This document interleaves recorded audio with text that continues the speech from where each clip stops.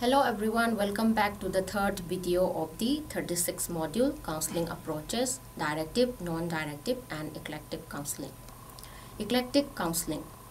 Eclectic counseling is a style of counseling or therapy that uses techniques drawn from several different schools of thought. Initially, most therapies rigidly adhered to a single approach or school of thought, but eclectic therapy is gaining popularity in the recent years.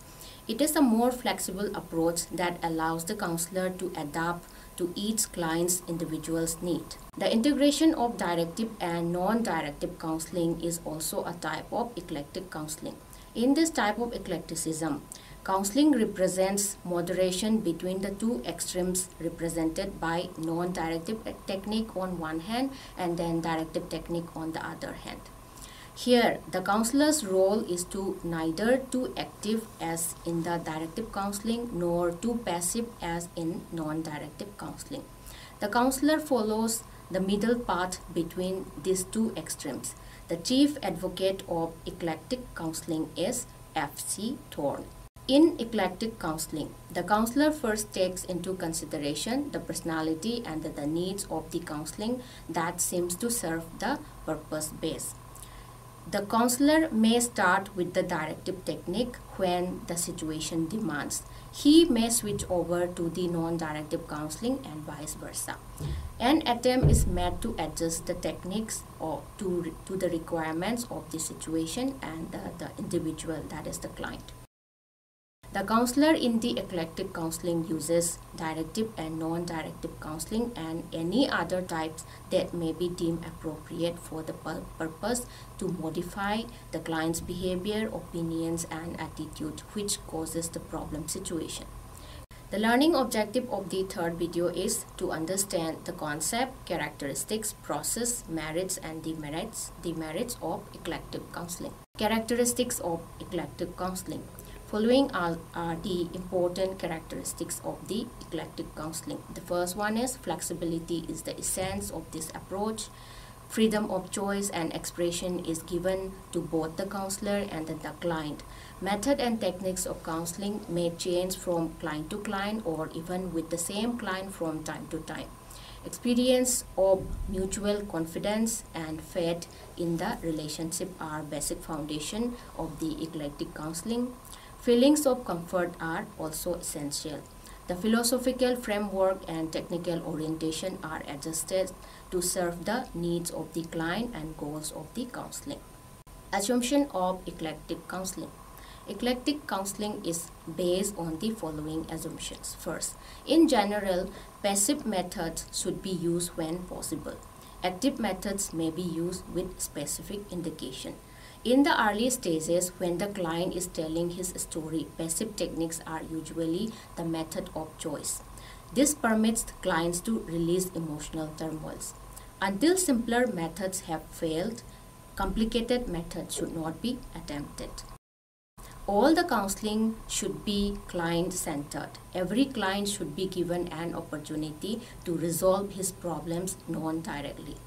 Inability of the client to progress therapeutically as using passive methods alone is an indication for utilizing more directive methods.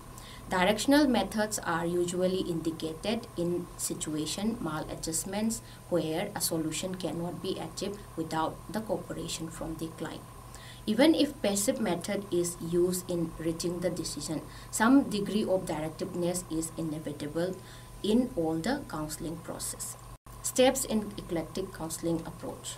The leading exponent of eclectic counseling, Thorne, suggested the following process of the eclectic counseling. First one is diagnosing the causal factors of the client's problem. Second, analyzing the causal factors to understand its nature, why and how it has become problems. Third one is preparing a tentative plan of action to bring changes in the causal factors. Fourth, securing the effective methods and techniques for counseling. Fifth, interviewing and facilitating the client to develop his own resources and to assume its responsibilities for trying new models of adjustment.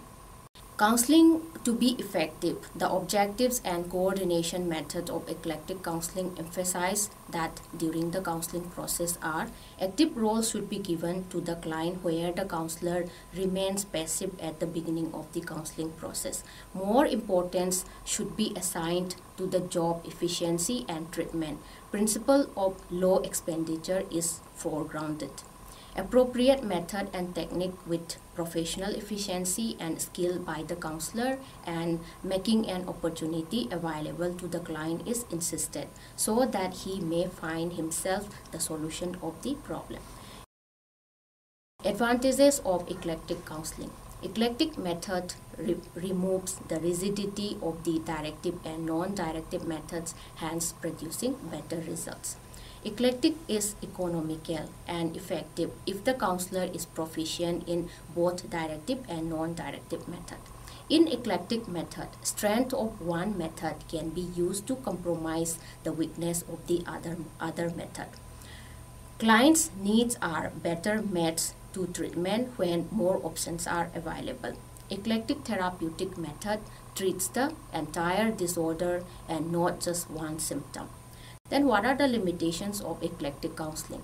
The disadvantages elements of the eclectic counseling are: eclectic counseling is vague, superficial and opportunistic as it is undefined in many ways. Second, eclecticism of directive and non-directive methods is often criticized as impossible since directive and non-directive methods are too extreme to be merged together. Since there is no definitive framework and principles governing the eclectic counseling, it is unclear as to what extent and in what manner freedom should be given to the client. In spite of the above-mentioned limitations, the eclectic counseling proved to be much practical, valuing the methodology of the counseling. In conclusion, professional counselors apply a variety of counseling approaches in their profession. A directive counseling approach will benefit those who need someone to initiate and take more significant responsibility. And for those clients who can do better with just some support and venting, can go for non-directive counseling. And when a counselor felt that both would not work out for a particular client unless it is integrated method, the counselor can go ahead and use the eclectic method. To conclude, all three approaches have their own merits and demerits. When it comes to counseling, there is no one-size-fits-all method.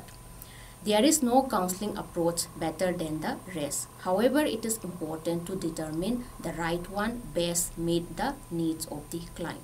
In this video, we have discussed about eclectic counseling. I hope the module has provided you all the solid understanding about three different counseling approaches with reference to directive, non-directive and eclectic counseling approach. Thank you.